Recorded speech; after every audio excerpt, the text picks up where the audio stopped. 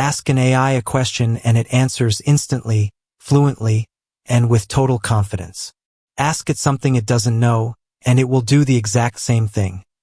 Answer instantly, fluently, and with total confidence.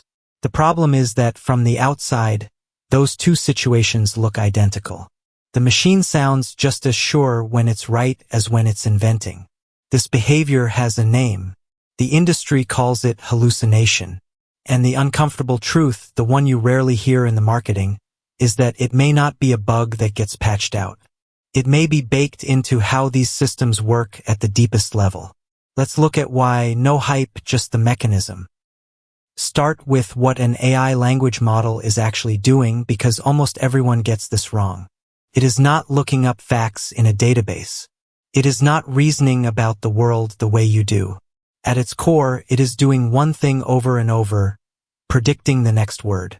Given all the text so far, it asks,